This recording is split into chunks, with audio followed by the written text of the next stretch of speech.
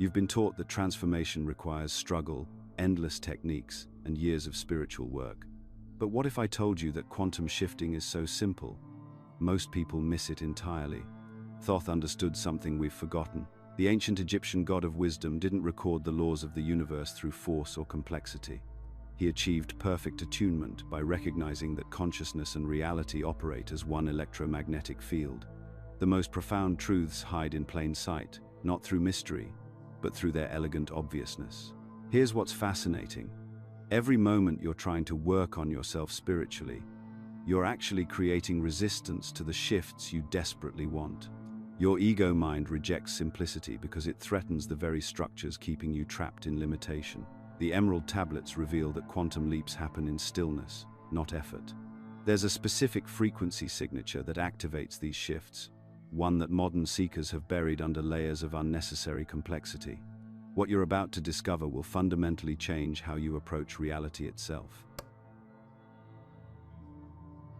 Picture this. You're finally experiencing those synchronicities you've read about for years. Numbers appearing everywhere, perfect strangers offering exactly what you need, doors opening effortlessly. And what's your first reaction? Fear, suspicion. This can't be right. It's too easy. Welcome to the spiritual ego's greatest trick, convincing you that struggle equals worthiness. Thoth understood something about human psychology that modern neuroscience is just beginning to catch up with. Our minds are literally wired to reject ease. When the ancient Egyptian priests asked him why so few could access the quantum field, despite having all the knowledge, his response was profound. The mind creates elaborate fortresses to avoid seeing its own simplicity. Think about your own spiritual journey. How many courses have you taken? How many techniques have you mastered? How many hours have you spent in meditation, trying to get somewhere?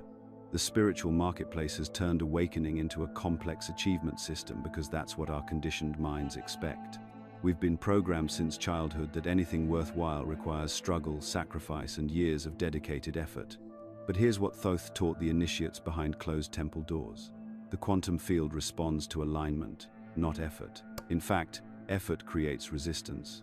When you're pushing, striving, and forcing, you're operating from the frequency of lack, the very vibration that keeps you stuck in limitation. Your brain interprets this ease as dangerous because it's designed for survival, not miracles. The amygdala, your brain's alarm system, constantly scans for threats. When life starts flowing too smoothly, when manifestations begin appearing without the familiar struggle, your nervous system actually interprets this as a red flag. Something must be wrong, it whispers. Good things don't come this easily. I've watched this pattern destroy more quantum shifts than any other factor. Sarah, a client of mine, spent 3 years studying manifestation techniques. The moment she simplified her approach and things started flowing, dream job offer, perfect apartment, ideal relationship, she subconsciously sabotaged everything. Created drama where none existed. Started fights with her new partner. Found reasons to doubt the job opportunity. Why? Because her identity was built around being someone who had to work hard for everything. This is the identity crisis that stops most people cold.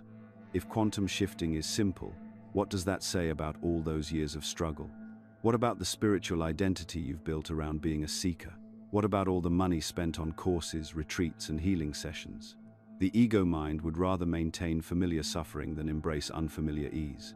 Thoth called this the veil of complexity, the mind's tendency to overcomplicate truth to avoid actually embodying it. The intellect, brilliant as it is for navigating physical reality, becomes a barrier when accessing higher dimensional frequencies. It wants to analyze, categorize, and systematize experiences that are inherently beyond mental comprehension. Watch how this shows up in your own life. When synchronicities increase, do you analyze them to death instead of simply receiving them? When your intuition gives you clear guidance, do you second-guess it with mental reasoning? When life becomes peaceful, do you unconsciously create problems because peace feels boring or somehow wrong? The cultural programming runs deep. We live in a society that glorifies the hustle, celebrates the grind, and makes heroes out of those who sacrifice everything for success. This creates a vibrational mismatch with quantum principles, which operate through flow, ease, and natural unfolding. You can't force a flower to bloom faster by pulling on its petals.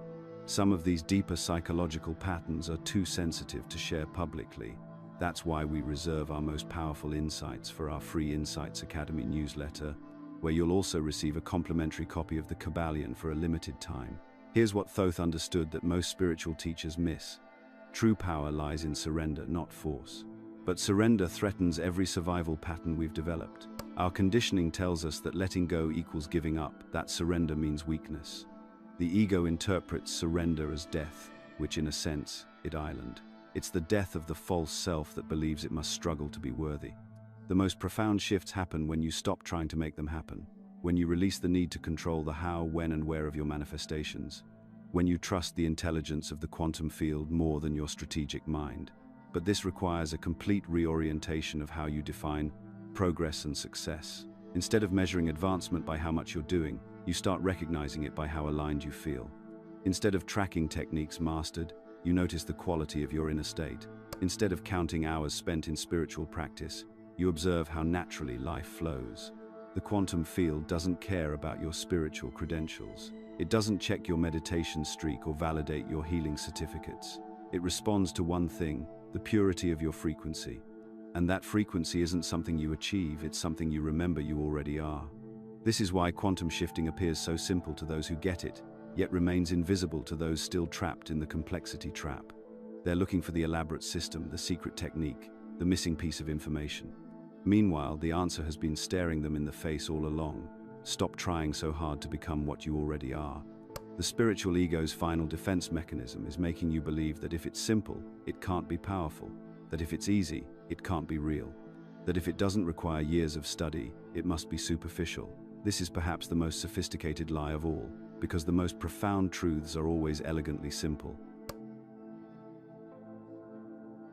Here's what Thoth understood that modern quantum physicists are only beginning to glimpse. Reality isn't built from matter that somehow develops consciousness. It's the complete opposite. Consciousness is the fundamental fabric, and what we call physical matter is simply consciousness expressing itself at different vibrational frequencies. This isn't mystical poetry, it's measurable physics. When you observe an electron through sophisticated equipment, you're not just passively watching.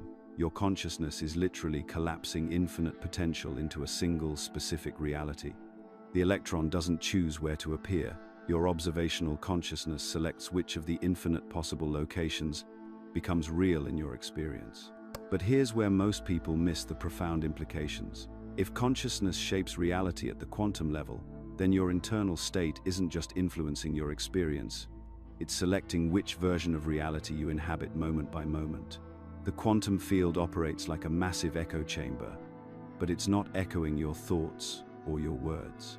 It's mirroring your actual energetic signature. And here's the problem. Most people have no idea what they're actually broadcasting. Let me give you a concrete example.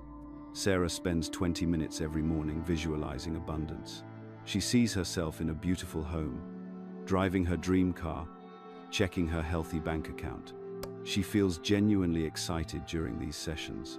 But the moment she opens her eyes, her nervous system activates patterns that were coded during childhood, patterns of scarcity, unworthiness, and fear. Her stomach tightens when bills arrive. She apologizes before stating her prices. She checks her bank balance with the same anxiety her mother had when money was discussed. Sarah thinks she's broadcasting abundance because that's what she's consciously focusing on. But her nervous system is transmitting scarcity at frequencies far more powerful than her morning visualization. The field doesn't care about your conscious intentions. It responds to your authentic energetic state, the frequency generated by your thoughts, emotions, beliefs, and nervous system patterns operating in harmony or discord. Thoth understood that thoughts aren't just mental events, they're electromagnetic phenomena with measurable signatures. Modern neuroscience confirms this. Every thought generates electrical activity that extends beyond your skull. When your thoughts align with your emotions and your nervous system feels safe with your desires, you create what Thoth called coherent transmission. But when you're sending mixed signals, wanting love while believing you're unworthy, desiring success while fearing visibility, asking for change while terrified of the unknown, you create what we might call energetic static. The field receives contradictory information and responds with contradictory results. Watch how this plays out in daily life. You say yes, to opportunities, while your body language screams no.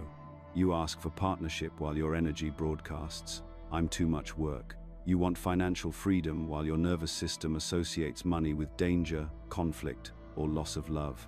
These aren't character flaws, they're signal interference patterns.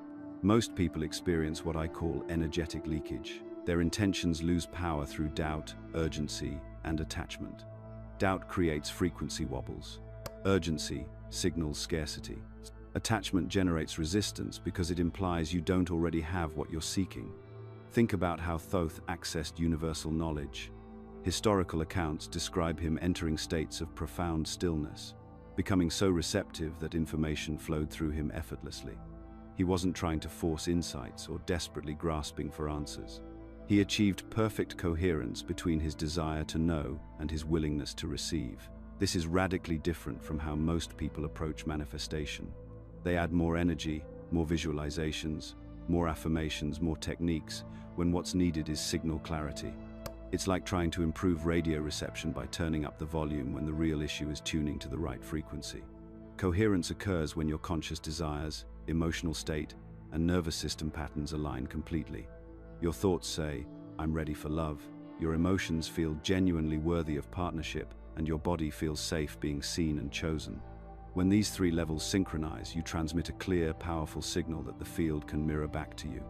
But here's perhaps the most revolutionary insight from Thoth's teachings. We don't actually create reality. We select which pre-existing reality we experience through our vibrational frequency. Every possible version of your life already exists in quantum potential. Your consciousness acts like a radio dial, tuning into whichever frequency matches your authentic energetic state. This explains why forcing techniques fail so spectacularly. When you try to muscle your way into a different reality through sheer mental effort, you're operating from the assumption that you need to create something that doesn't exist. But if every possibility already exists in the quantum field, your job isn't creation, it's calibration. The field responds to authenticity, not performance. You can't fake coherence any more than you can fake a radio frequency. Either you're tuned to the station or you're not. Either your internal state matches the reality you want to experience, or it doesn't. This is why people can do everything right. Perfect vision boards, daily affirmations, powerful visualizations, and still experience the same patterns. They're trying to override their authentic frequency instead of transforming it. They're adding energy to a misaligned signal instead of cleaning up the transmission. Mastery, according to Thoth's understanding, means learning to hold a clear, consistent frequency regardless of external circumstances. When your bank account is low, you maintain the energetic signature of abundance. When you're single, you embody the frequency of someone worthy of extraordinary love. When facing challenges, you hold the vibration of someone who knows that obstacles are simply course corrections, not evidence of unworthiness. This isn't about positive thinking or emotional bypassing. It's about genuine nervous system reprogramming and energetic alignment. The quantum field is always listening, always responding, always mirroring back exactly what you're authentically transmitting. The question isn't whether this works. The question is, what frequency are you actually broadcasting right now? Now here's where most people get lost in the quantum shifting conversation. They want to know the secret technique, the magic formula, the one weird trick that changes everything overnight. But Thoth understood something that modern seekers miss entirely. Quantum coherence isn't built on techniques, it's built on states of being. Think of it like tuning a musical instrument. You can know every song ever written, but if your strings are out of tune, the music sounds terrible. Most people are trying to play quantum symphonies on completely untuned instruments, then wondering why nothing works. Thoth identified 4 fundamental pillars that create the energetic coherence necessary for effortless reality shifting. These aren't skills you practice once and master, they're ongoing states you cultivate until they become your natural way of being. The first pillar, self-awareness. This isn't the self-awareness your therapist talks about. This is something far more precise and powerful. True self-awareness is the ability to witness your thoughts and emotions without being hijacked by them. It's like becoming the scientist observing your own experiment, rather than being the experiment itself. Thoth maintained this kind of crystalline objectivity while recording the cosmic laws. He could observe the entire spectrum of human experience: rage, ecstasy, terror, bliss, without losing his center. This wasn't emotional numbness, it was emotional mastery through pure witnessing. Here's what this looks like practically. You're driving and someone cuts you off. The old you immediately generates anger, righteous indignation, maybe some creative vocabulary. But with developed self-awareness, you catch that reaction in the space before it fully activates. You observe the anger arising without becoming the anger. You witness the story your mind wants to tell about this inconsiderate driver, without believing that story defines reality. This is radically different from self-improvement or psychological analysis. You're not trying to fix anything or understand why you react certain ways. You're simply watching the show of your own consciousness with complete neutrality. The technique is deceptively simple. Throughout your day, ask yourself, what am I experiencing right now? Not why you're experiencing it, not how to change it, just what is actually happening in your internal landscape. Most people discover they've been unconscious passengers in their own minds for decades. The second pillar, radical responsibility. This pillar destroys most people's spiritual fantasies, which is exactly why it works. Radical responsibility means claiming ownership of your entire energetic output, including the unconscious patterns you don't even realize you're running. Thoth taught that we are co-creators of reality, not victims of circumstance. Everything appearing in your experience, every difficult person, every frustrating situation, every unexpected challenge, reflects something within your own consciousness. This isn't mystical wishful thinking, it's quantum mechanics in action. But here's the crucial distinction. This has nothing to do with blame or guilt. Those are ego reactions that actually block quantum shifts. Radical responsibility is about recognizing your power to change your vibrational signature, which automatically changes what you attract and experience. Let's say you keep attracting unreliable people into your life. The victim mentality says, why does this always happen to me?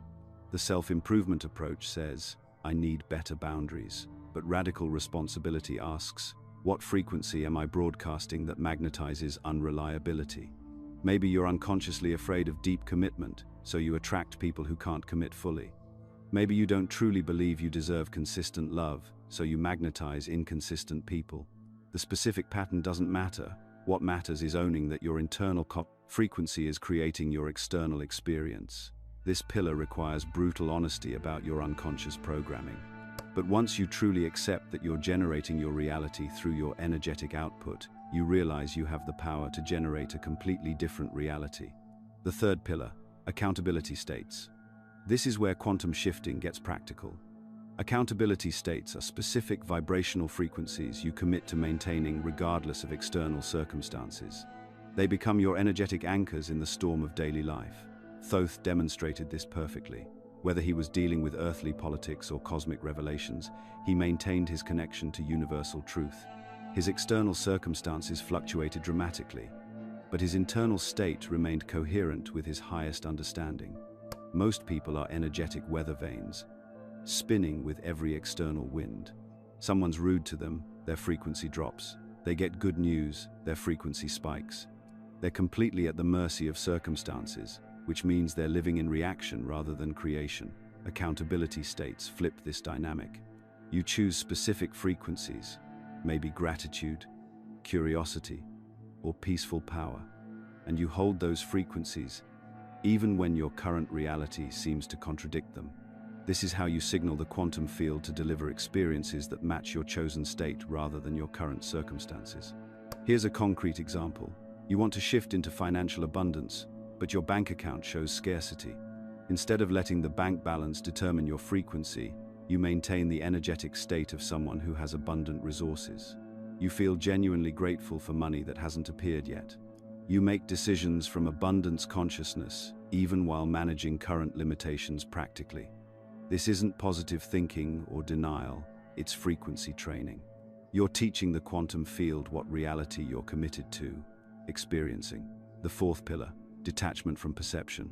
This pillar dissolves the biggest barrier to quantum shifting, our addiction to interpreting everything that happens to us. Thoth understood that our perceptions of events often lock us into limited timelines because we assign meaning that creates energetic resistance. Think about linear time as a filing system. When you label an experience as terrible or wonderful, You file it in a specific category that determines how it affects your future. But quantum realities exist simultaneously across all possible timelines. Your interpretations determine which timeline you experience as real. Let's say you lose a job you really wanted.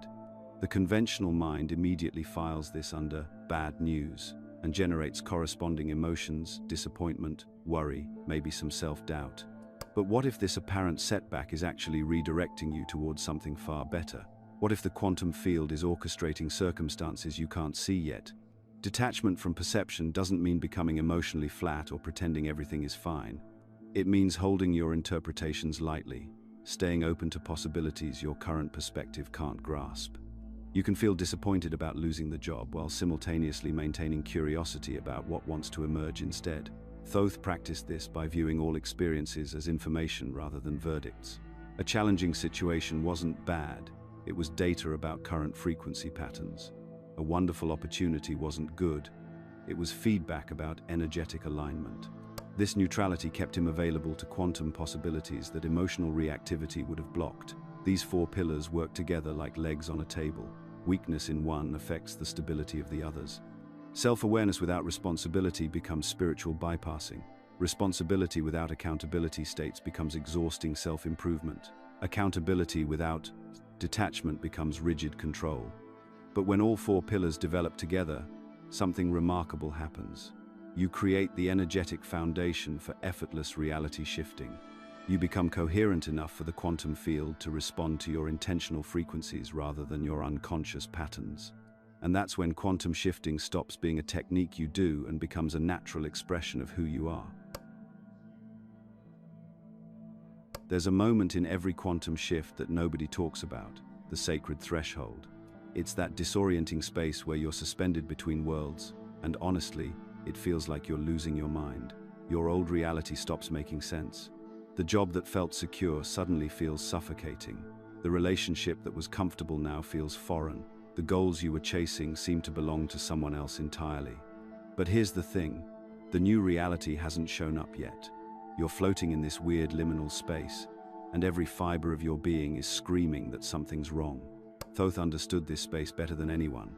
He called it the sacred void, not empty nothingness, but pregnant potential. Think about it like this. Before a butterfly emerges, the caterpillar literally dissolves into soup inside the chrysalis. There's a moment where it's neither caterpillar nor butterfly, just undifferentiated potential reorganizing itself into something completely new. That's exactly what happens to your consciousness during quantum shifts.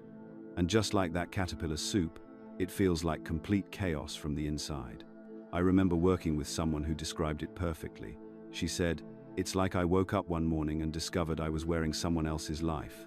Everything I thought I wanted feels hollow, but I have no idea what I actually want instead." That confusion isn't a bug in the system, it's a feature. It's your consciousness literally upgrading its operating system. The symptoms show up in predictable ways. Sudden fatigue that sleep doesn't fix, that's your nervous system rewiring itself to handle higher frequencies.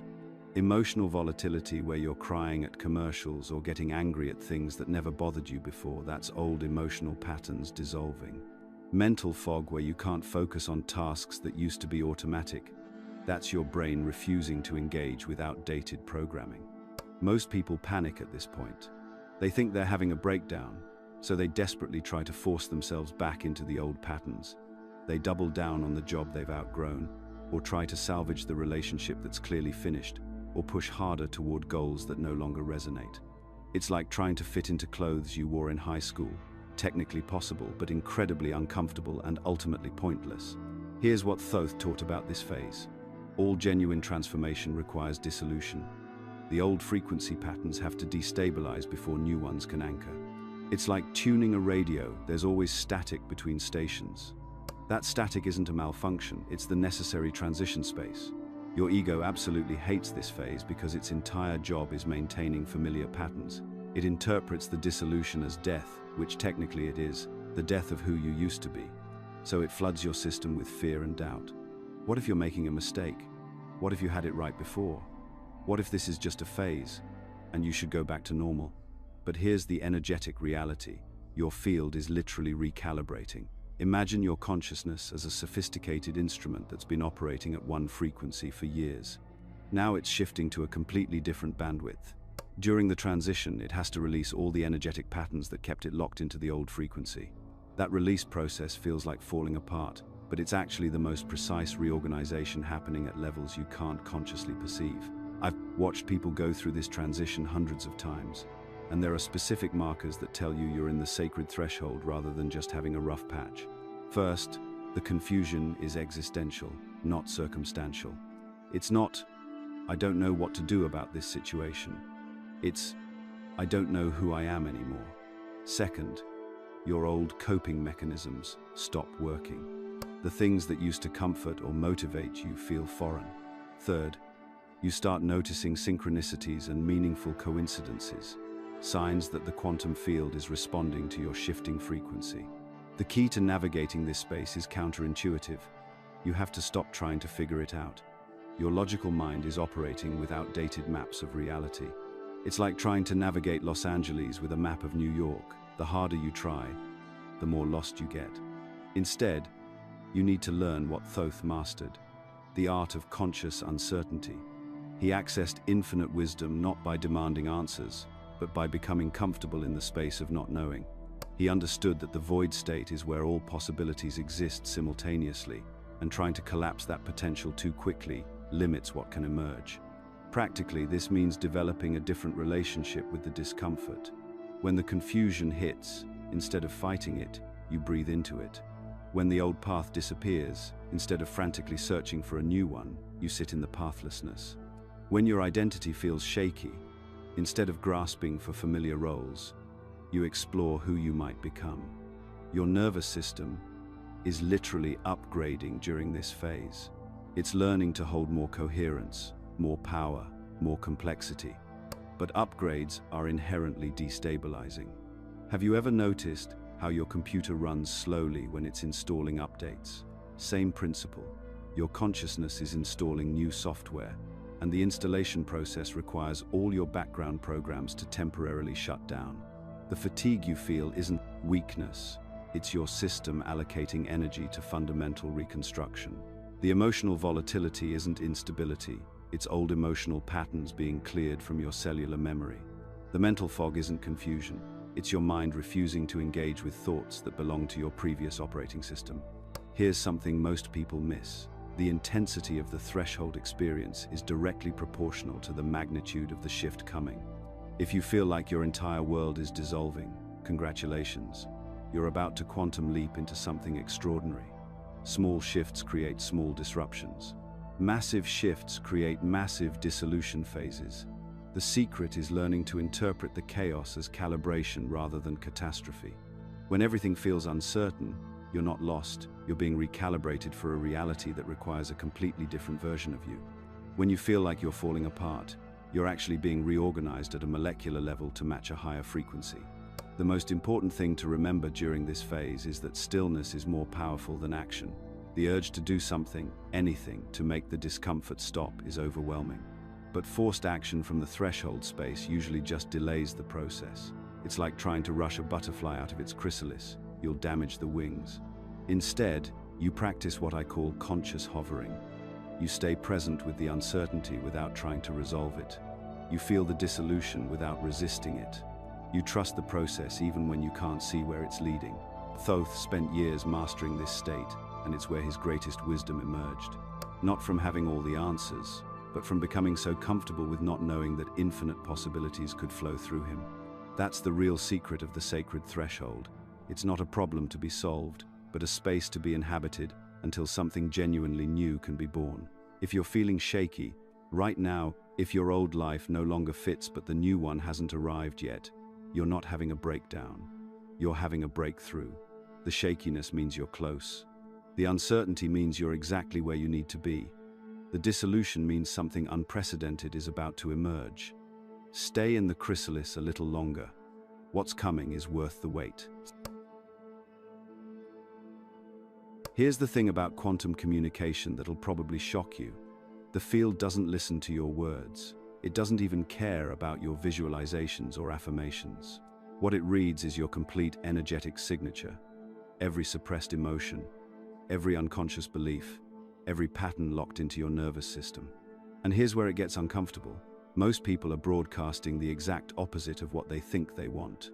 Thoth understood this fundamental principle: energy never lies. You can tell yourself you're worthy of abundance while your body language screams insecurity.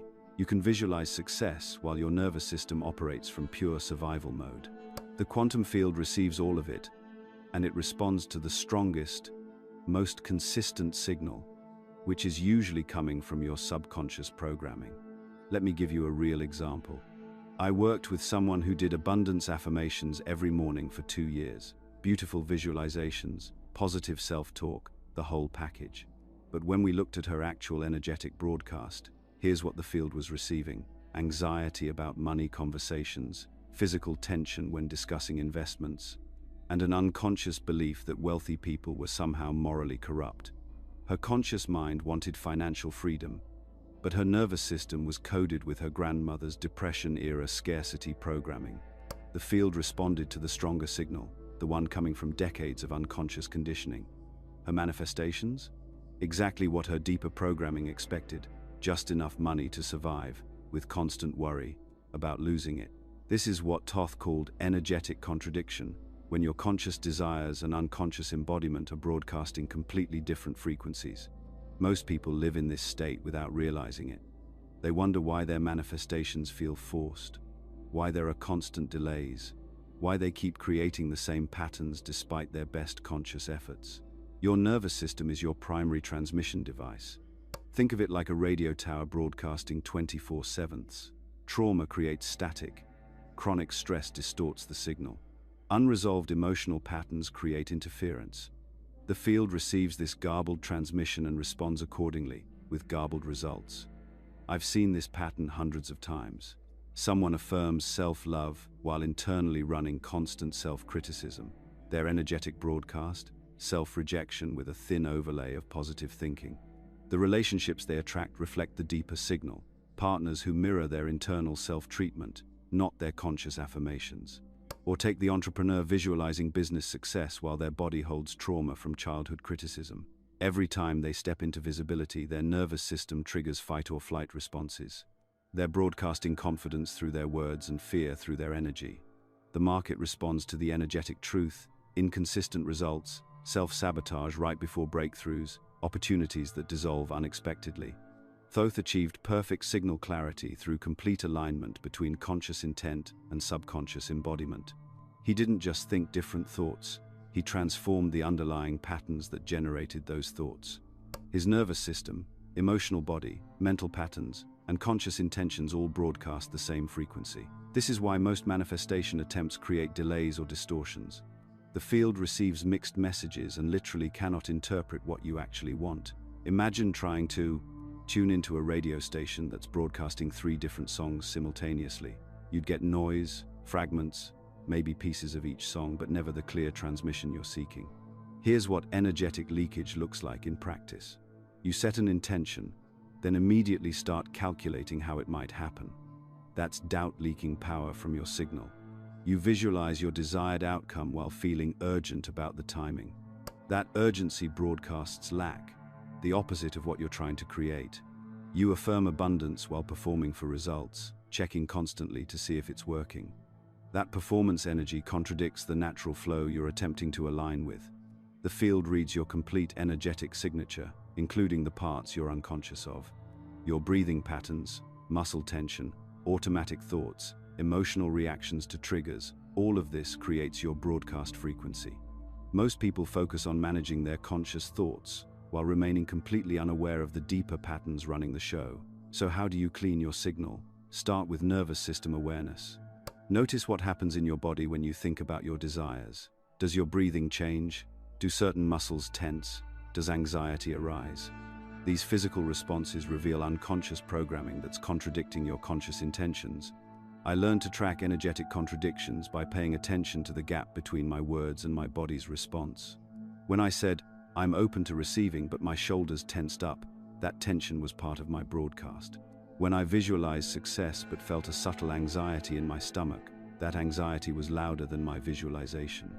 Healing these contradictions isn't about forcing coherence or suppressing the uncomfortable responses. It's about bringing unconscious patterns into awareness and allowing them to transform naturally. When you acknowledge the scared part of you that doesn't believe you deserve what you want, that acknowledgement begins shifting the pattern.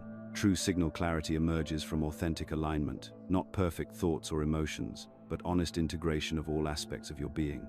When your conscious desires and unconscious patterns start broadcasting the same frequency, your manifestations become effortless and natural. The field responds to authenticity, not performance. When you stop trying to broadcast the right signal and start embodying genuine alignment, everything changes. Your nervous system relaxes into its natural state. Your energy becomes coherent. Your transmission becomes clear. This is the foundation that makes quantum shifting possible, not perfect control over your thoughts, but authentic alignment between all levels of your being. Here's something that'll completely shift how you understand reality creation. Quantum physicists have spent the last century discovering what Thoth knew thousands of years ago. Consciousness isn't just along for the ride, it's literally driving the car. The observer effect in quantum mechanics reveals something extraordinary. Subatomic particles exist in what scientists call superposition. They're essentially in all possible states simultaneously until someone observes them. The moment you look, all those infinite possibilities collapse into one specific reality. Your attention literally selects which version becomes real. Think about that for a second. The building blocks of everything around you, your phone, your coffee mug, your own body, only take definite form when consciousness interacts with them. Without observation, they exist as pure potential, wavering between all possible states like cosmic ghosts waiting for someone to notice them. Thoth understood this principle intimately. He taught that focused consciousness acts as a cosmic selector, reaching into the quantum field of infinite potential and pulling specific possibilities into manifestation. Every time you place your attention on something, you're essentially telling the universe, this one, make this real. But here's where most people completely miss the boat. They think manifestation is about those 5 minutes of morning visualization while spending the other 23 hours and 55 minutes focused on exactly what they don't want. You'll visualize abundance for 10 minutes, then spend your entire day thinking about bills, debt, and financial stress. You're giving the quantum field contradictory instructions, like pressing the gas and brake simultaneously. Let me give you a concrete example. Sarah wants to manifest her dream relationship. She spends 20 minutes each morning visualizing her perfect partner, feeling grateful, creating vision boards. Beautiful. But the rest of her day? She's scrolling through dating apps, feeling frustrated, complaining to friends about being single, watching romantic comedies that make her feel lonely, and falling asleep thinking about how everyone else finds love except her. What's Sarah actually broadcasting to the field? Loneliness, lack, frustration. Those 20 minutes of positive visualization are completely overwhelmed by 16 hours of focusing on what's missing. The quantum field receives her dominant signal and delivers more of the same. This isn't about positive thinking or forcing yourself to ignore reality. It's about understanding that your attention is literally a creative force. Where you place your focus consistently becomes your experience. The quantum field doesn't judge your thoughts as good or bad. It simply responds to where you direct your consciousness most frequently and with the most emotional intensity. Thoth achieved remarkable manifestations not through forced concentration, but through what I call natural absorption. There's a massive difference. Forced concentration creates internal struggle. You're fighting your own mind, trying to control every thought, creating tension and resistance. Natural absorption happens when you become genuinely interested in and aligned with what you're creating. Think about when you're completely absorbed in something you love, reading a fascinating book, having an engaging conversation, working on a project that excites you. Time disappears. Your attention flows naturally without effort. That's the state Thoth cultivated for reality creation. Not white-knuckling your focus, but allowing your consciousness to naturally gravitate toward your desired reality. Here's a crucial distinction most people miss. It's not about controlling your thoughts. It's about directing your attention with purpose and consistency. Thoughts will come and go like clouds in the sky, but you can choose which thoughts you give your sustained attention to. You can notice a worry thought and let it pass without feeding it your focus. The emotional charge behind your attention amplifies everything exponentially. When you focus on something with genuine excitement, gratitude, or passion, you're not just selecting that reality, you're turbocharging the selection process. Emotion is the accelerant that turns attention into manifestation. But scattered attention creates chaotic results. When your focus jumps between different desires, fears, and possibilities throughout the day, you're essentially giving the quantum field a constantly changing blueprint. One moment you're focused on career success, the next on relationship fears, then on health concerns, then on financial abundance, then back to relationship doubts. The field receives mixed signals and delivers mixed results. Most people unknowingly sabotage their manifestations by giving their strongest emotional attention to their problems rather than their possibilities. They think about their desired outcome briefly and intellectually, but they feel their current challenges deeply and consistently. Since emotion amplifies attention, guess which signal the field receives most powerfully? Here's how to develop what I call attention discipline, without creating internal warfare. First, become aware of your attention patterns throughout the day. Notice where your mind naturally gravitates. Don't judge it, just observe. You might discover you spend 80% of your mental energy on problems and only 20% on possibilities. Second, practice gentle redirection. When you catch your attention drifting toward what you don't want, simply guide it back to what you do want, like training a puppy, gentle, consistent, patient. No self-criticism, no frustration, just loving redirection. Third, create what I call attention anchors throughout your day.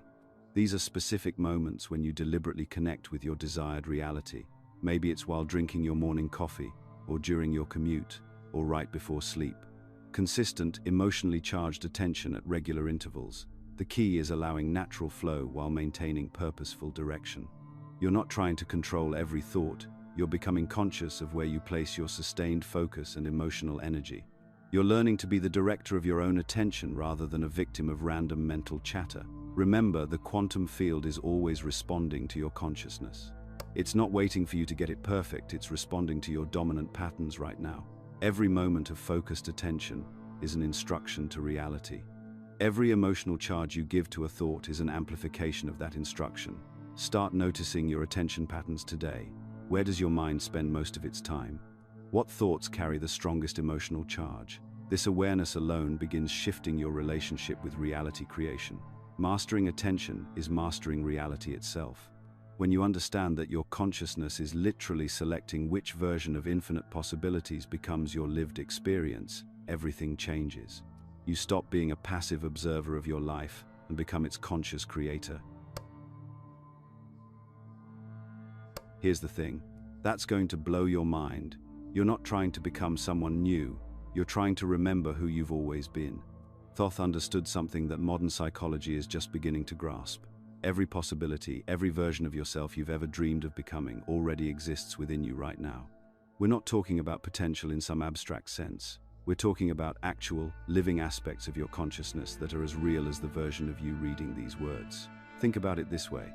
When you observe a quantum particle, you're not creating its position out of nothing. You're selecting which of its infinite possible positions becomes manifest in this reality. The same principle applies to your identity. You're not building a new self from scratch. You're choosing which aspect of your infinite nature gets to step forward and express itself. Most people approach personal transformation completely backwards. They look at their current circumstances and think, I need to become the kind of person who could have a different life. But here's what actually happens in quantum shifting. The field responds to who you're being, not who you're trying to become. There's a massive difference between these two approaches, and it's the difference between struggling for years with minimal results and experiencing rapid, seemingly miraculous changes. When you try to become someone new, you're operating from the assumption that your current identity is fixed and you need to build something on top of it. This creates internal conflict because part of you is always defending the old identity while another part is trying to construct a new one. It's like trying to renovate a house while the current residents are fighting the construction crew. But when you recognize who you already are at your essence level, something entirely different happens. You're not adding anything new. You're removing what doesn't belong. You're clearing away the layers of conditioning, adaptation, and learned behaviors that have been obscuring your authentic nature. Thoth embodied this principle perfectly. He wasn't known for developing wisdom, creativity, and divine communication skills. These weren't achievements he worked toward. They were expressions of his essential nature that he allowed to flow freely.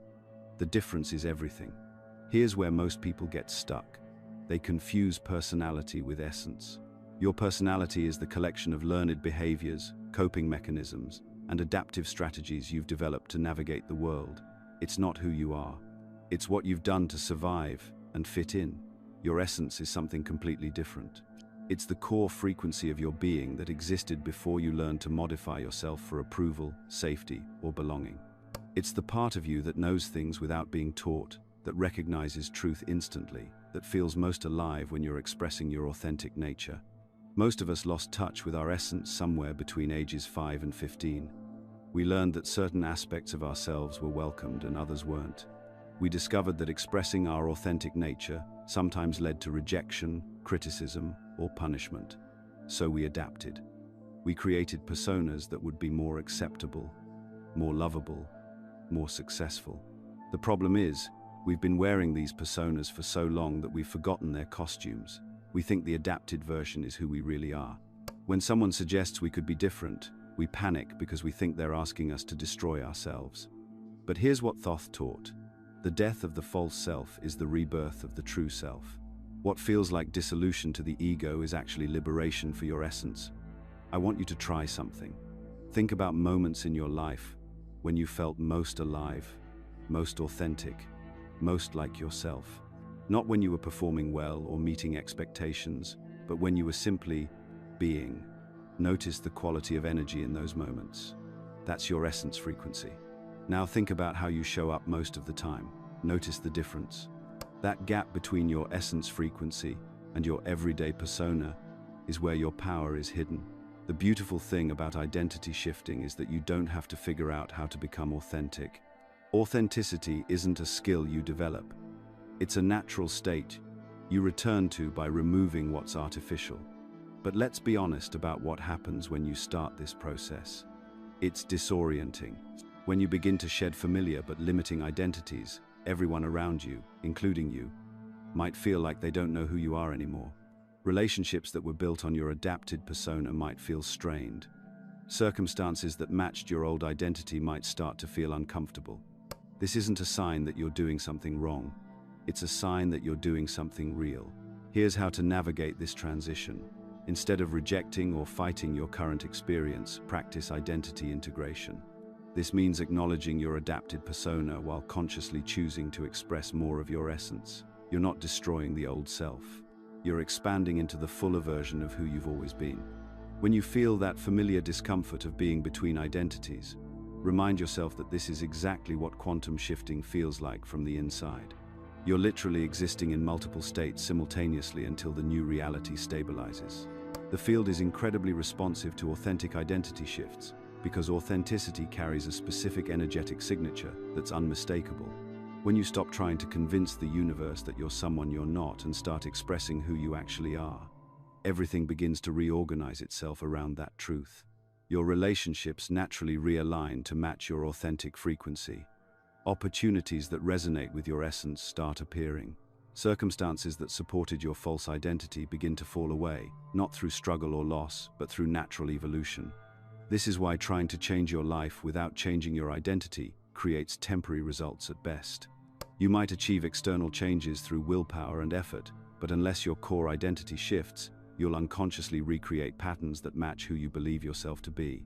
The reality you desire isn't something you need to create from nothing. It's something you need to recognize and embody. Every version of yourself that could live that reality already exists within your infinite nature. Your job isn't to build a new identity. It's to remember which aspect of your eternal self you came here to express. Here's the thing about quantum shifting that most people discover the hard way. Accessing a new timeline and actually living there permanently are completely different skills. Thoth understood this distinction thousands of years ago. He described it like the difference between visiting a foreign country as a tourist and actually becoming a citizen. One requires a passport and curiosity. The other demands you learn the language, understand the culture, and integrate into an entirely new way of being. I've watched countless people experience genuine quantum shifts, moments where they clearly access a higher frequency, where synchronicities flow like water, where their entire reality seems to reorganize around their new identity. Then, within days or weeks, they're back exactly where they started, wondering if any of it was real. The shift was real. What they lacked was energetic consistency. Think about what happens in your nervous system when you step into a new frequency. Your brain, which has spent years or decades wiring itself to operate from your old identity, suddenly encounters completely unfamiliar territory. Every neural pathway you've built, every emotional response pattern you've developed, every subconscious program running in the background is calibrated to your previous timeline. These established patterns create what Thoth called energetic gravity, a constant pull back toward the familiar. This isn't some mystical concept. Neuroscience shows us that our brains literally resist new patterns. The default mode network in your brain is constantly trying to return you to baseline, to what it recognizes as normal. When you quantum shift, you're essentially asking your entire nervous system to abandon everything it knows about who you are and how reality works.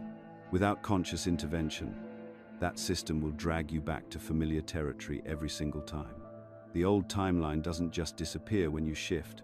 It continues to exist, and it will actively attempt to reassert itself through every familiar pattern it can access. Your phone will ring with calls from people who knew the old you.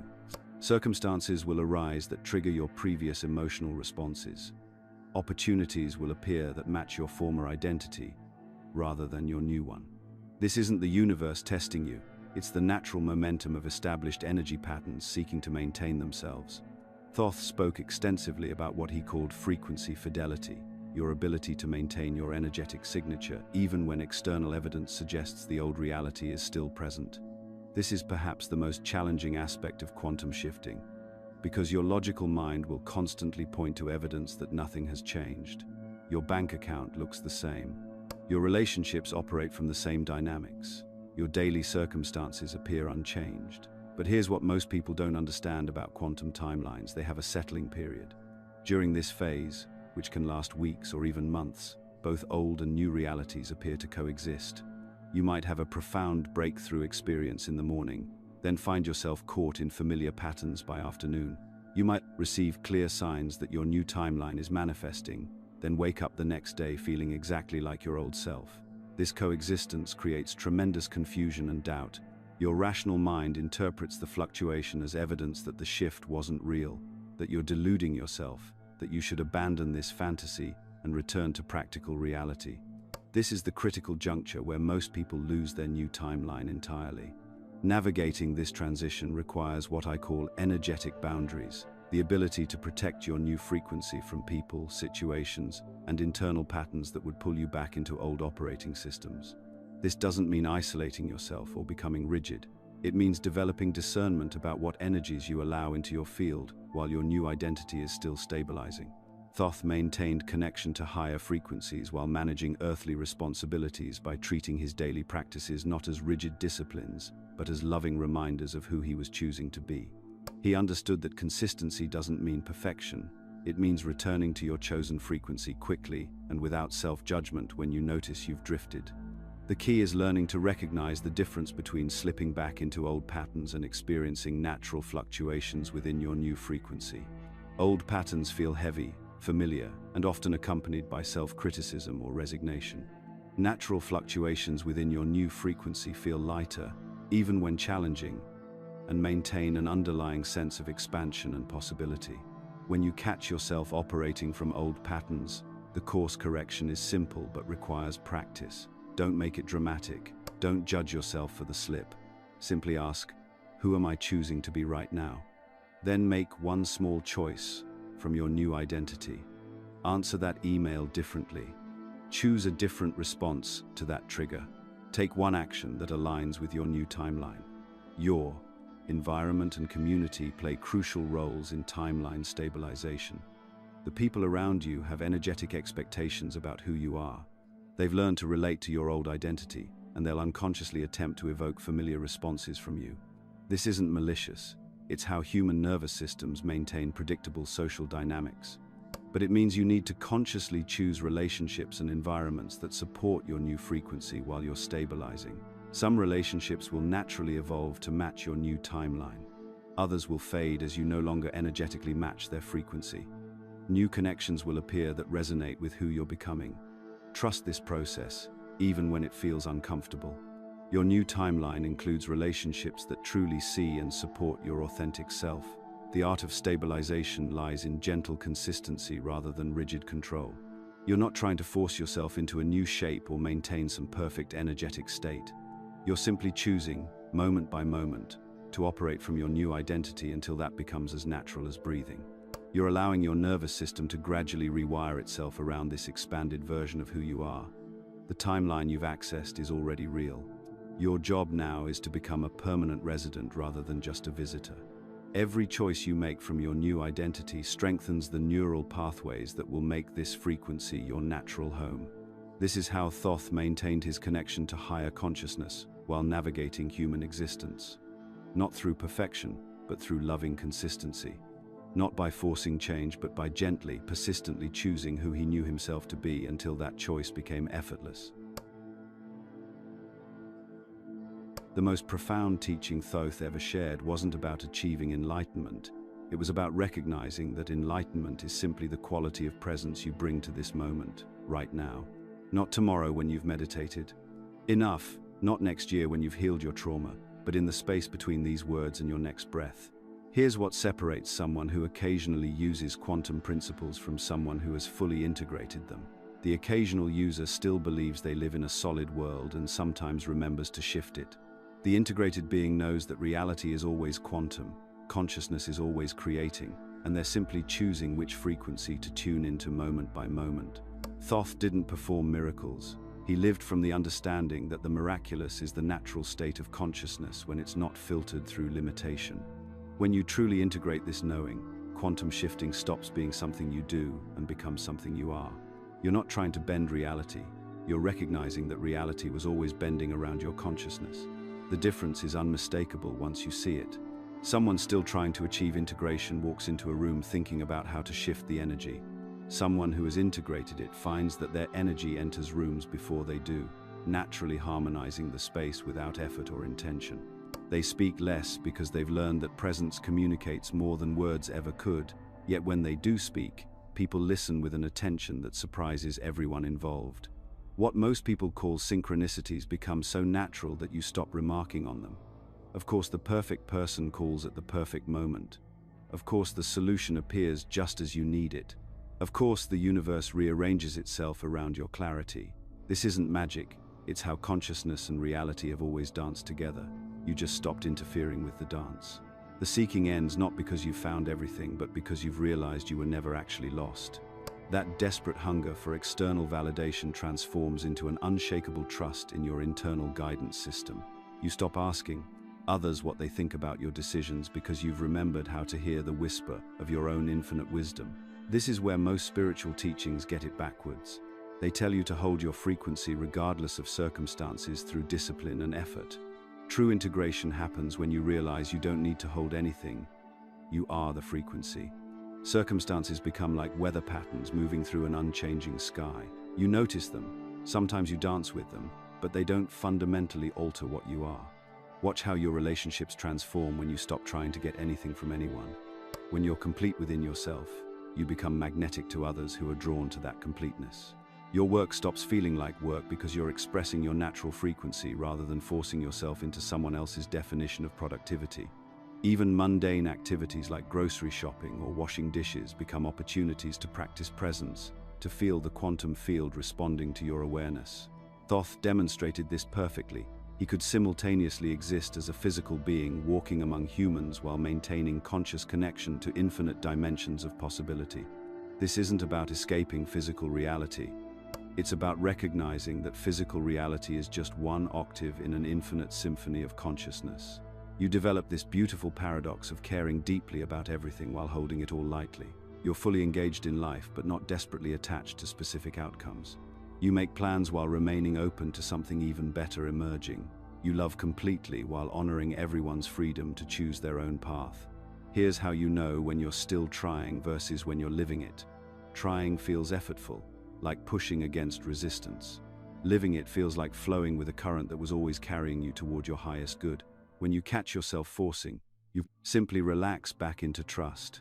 When you notice you're seeking, you remember you already are what you're seeking. The evolution never stops, even after integration. Consciousness doesn't have a ceiling. It keeps expanding into greater expressions of itself through you.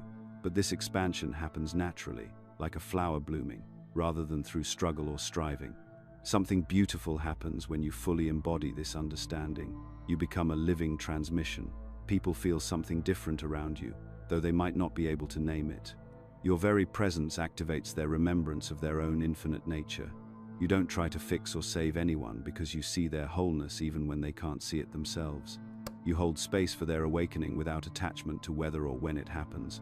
This is the ultimate quantum shift, from believing you're a separate being trying to manipulate reality, to knowing your consciousness itself exploring what it means to be human. Every moment becomes an opportunity to choose which aspect of your infinite self you want to express.